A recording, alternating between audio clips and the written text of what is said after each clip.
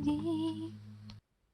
Hi there, this is Joanna, and today we are going to talk about the ancient grammar, and Polish is the example of the ancient grammar. And I'm just starting a new third series of videos.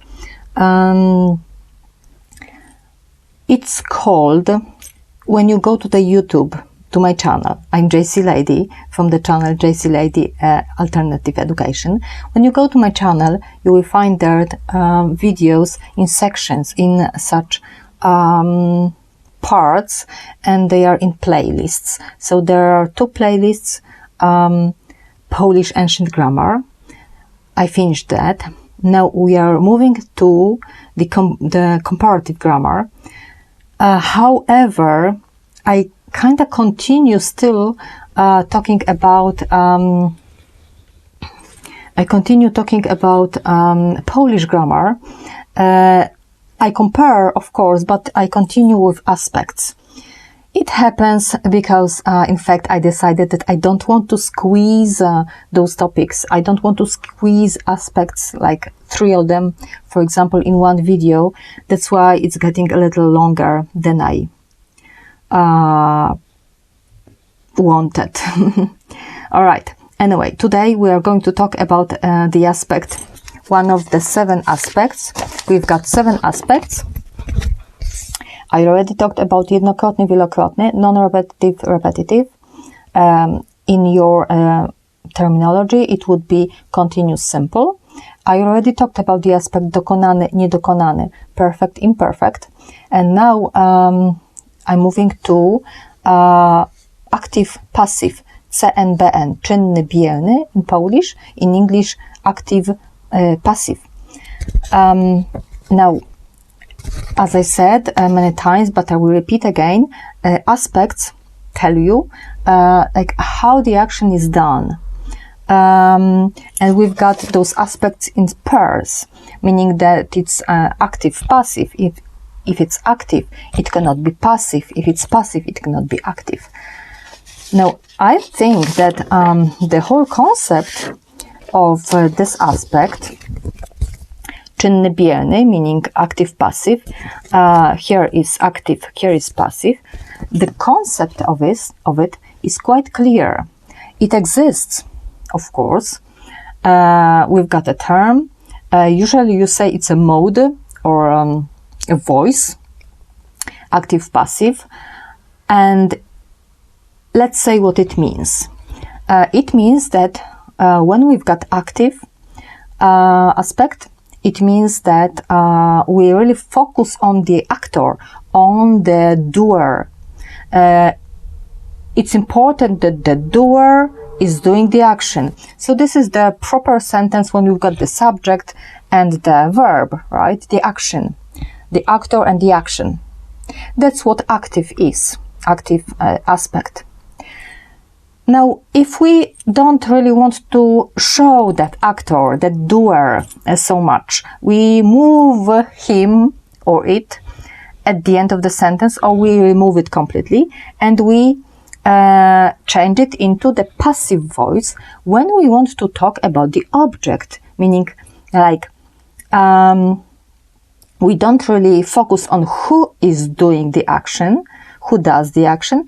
We focus on like on the object of the action, like on whom or what is done the action, who is subjected to the action. So if we say a builder is building a house, it's an active aspect. Builder is in focus, important. If we say a house, and we put it at the beginning, a house is built by the builder, that's a passive voice. And in my terminology, that's a passive aspect. So, it's kind of clear that basically what is an active aspect, it's what we already talked about, because I already talked about conjugations 1, 2, and 3. And I explained that those conjugations are not like chosen however, just by terminations, by just endings. Not really. They are really connected to aspects. Here, continuous, simple, perfect. And there is no accident. It's not accidental how the conjugation are created. But what I was talking about, I was talking all the time about that, in fact, about that part of conjugation schemata, right? Because here in the table, and maybe I will just show it to you, on the left, you've got the active aspect connected to different other aspects, because aspects, of course, connect. It's not like there is one single aspect for one single verb. Of course not. Many aspects are connected. Like when you want to express something, and when you take a verb and you just choose this aspect, this aspect, this aspect, and you've got a pile of that, and that's how you make your sentence. So, what I was talking about here, it was an active aspect. When I was saying here that for aspect continuous, and in Polish it's with infinitive ich, so for example palić, smoke, and you would say I'm smoking, I was saying it would be in Polish ja palę.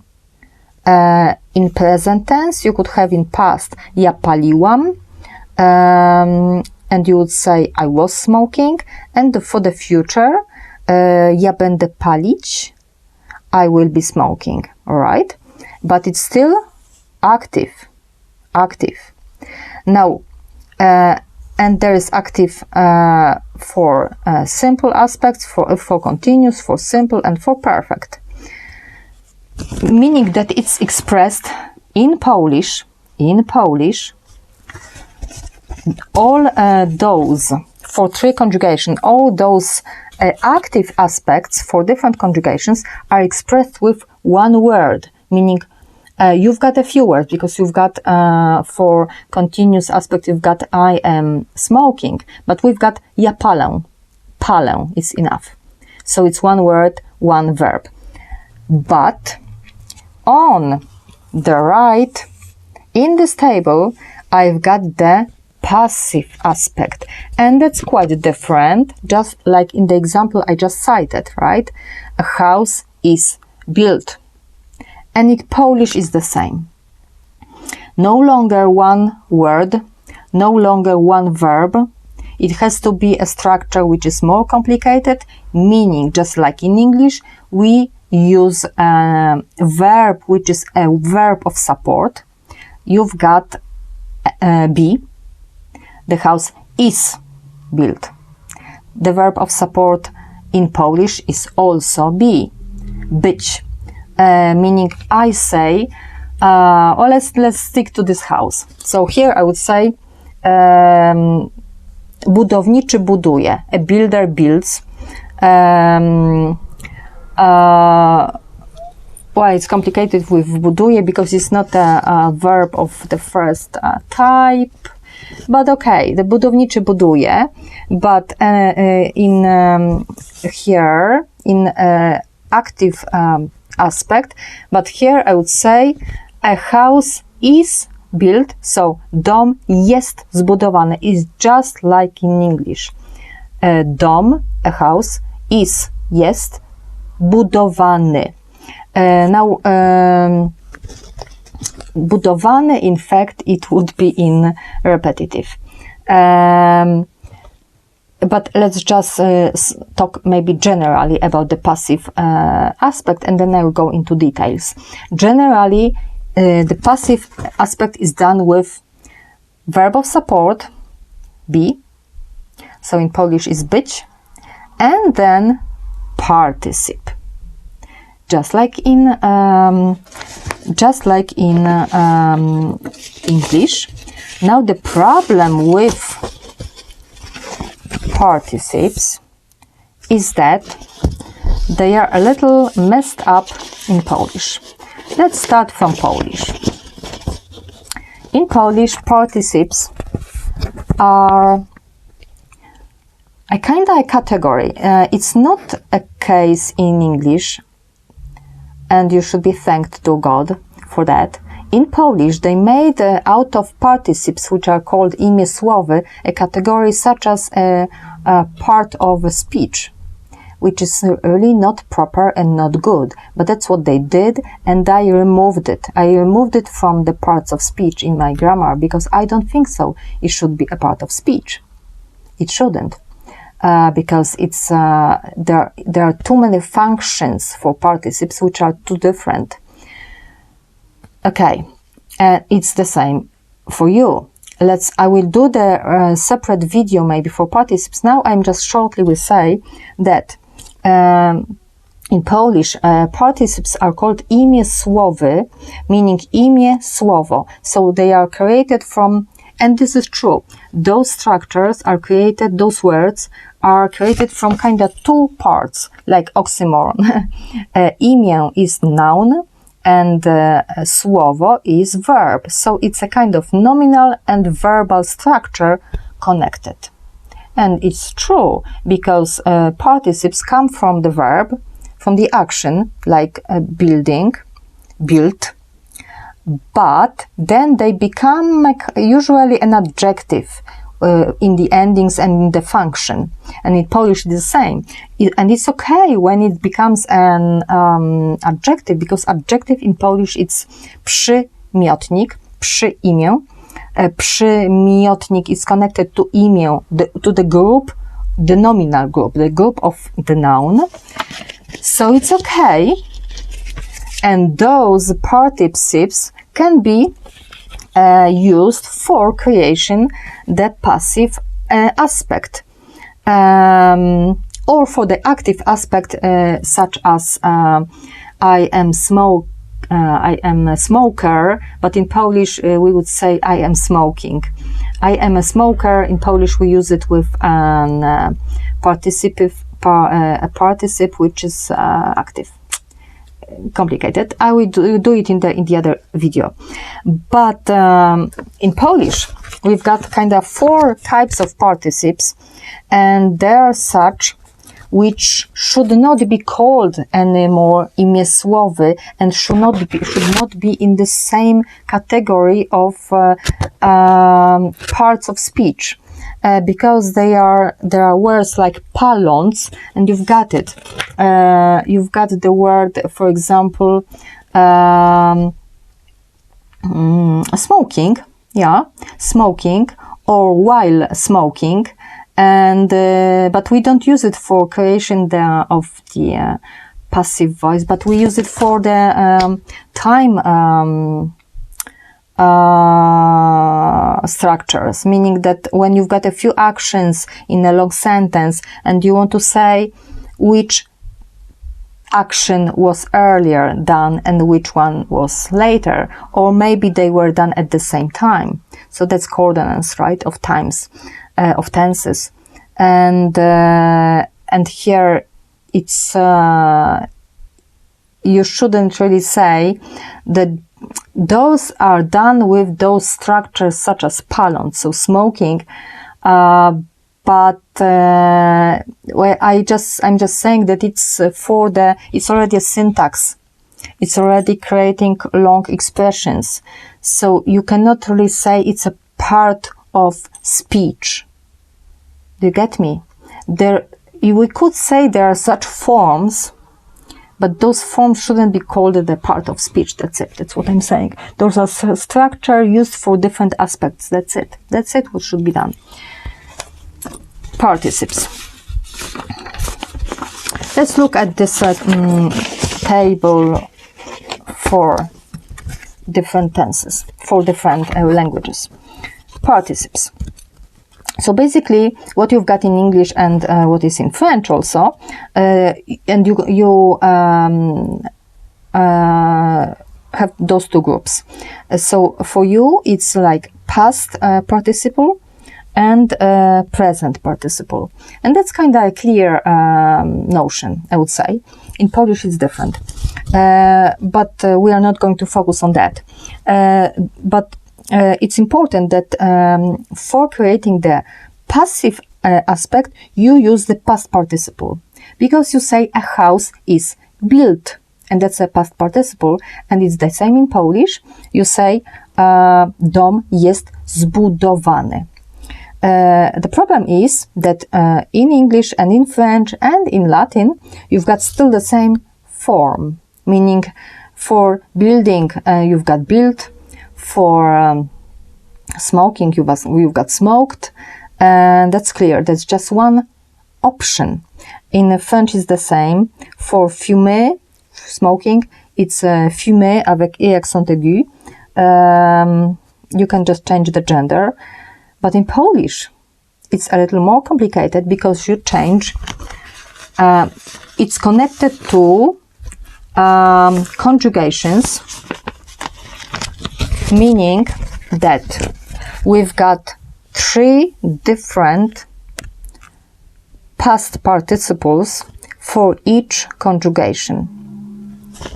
Just like we've got 3 different infinitives and schemata of conjugation for those 3 different aspects. So for the aspect continuous, non-repetitive, jednokrotny in Polish, for the passive aspect, you've got, for example, for palić, palony.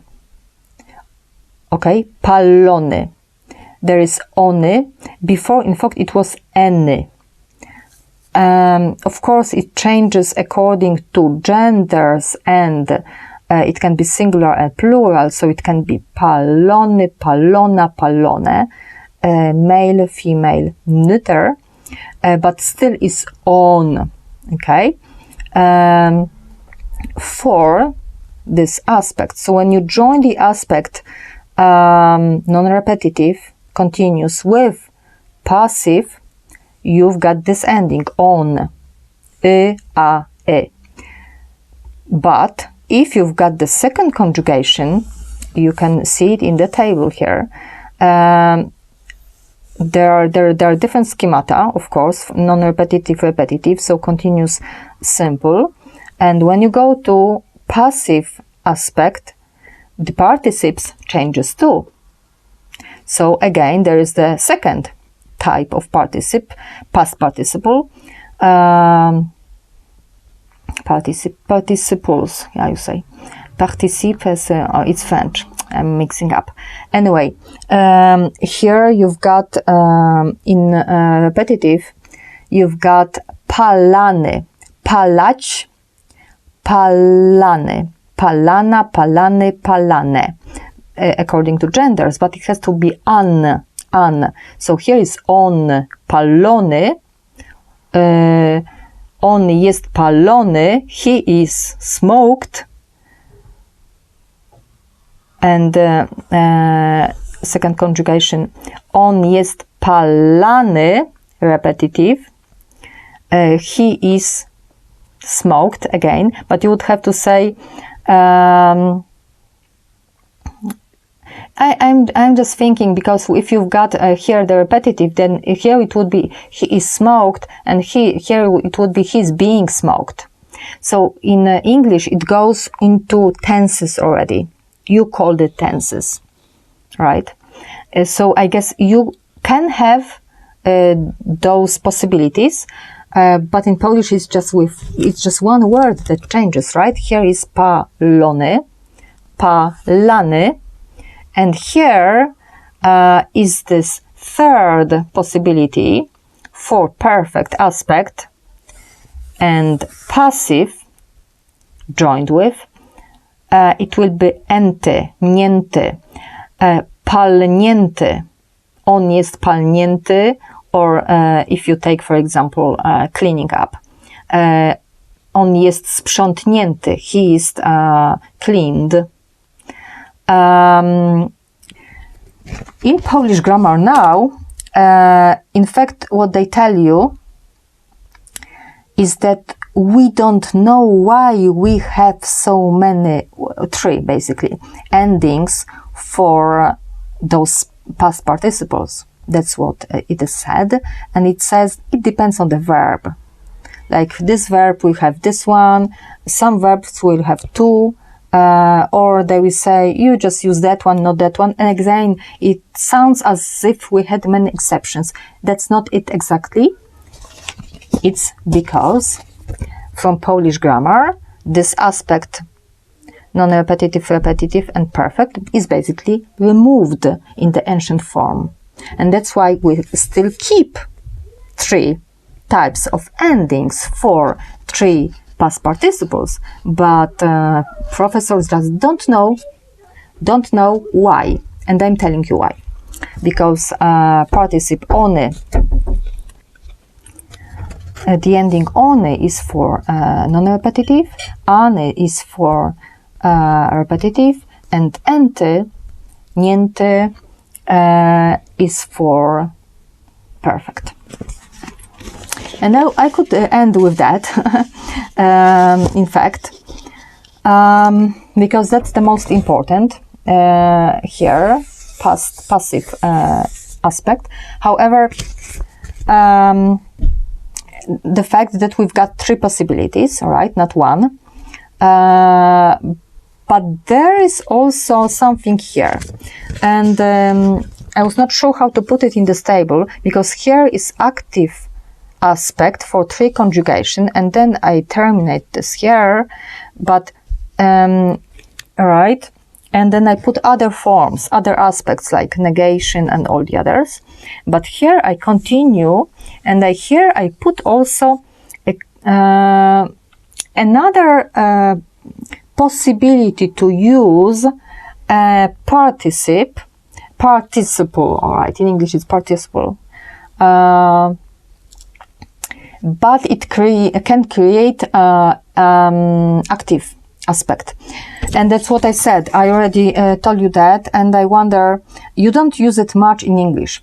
In Polish we've got this form, the structure, ona jest paląca, and this is when I want to express that somebody has a kind of feature. So, for example, I can say ona pali, she smokes, but I can also express this with a participle, and I would use an active, the present participle. Ona pali, it would be that now, or that is always true for her. So basically, maybe I would say in English, she is smoking.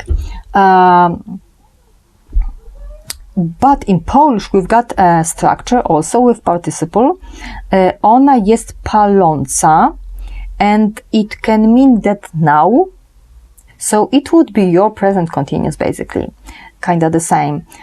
She is smoking, because you've got a little, I consider that your tenses are kind of messed up. Sorry. But okay. Your present continuous is basically that what we've got. She is smoking. In Polish, it means that she's a smoker, basically, or that she smokes now. She's smoking now. And we say ona jest paląca, and this is this, those forms are here, and it can be like, it's just like your present continuous, it can be past continuous, future continuous, and it's here. Except that we've got 2 of them, right? You've got she is smoking, and it means that she does it now, or she is smoking. You would have to say she's a smoker. And we've got all those options plus that she's a smoker.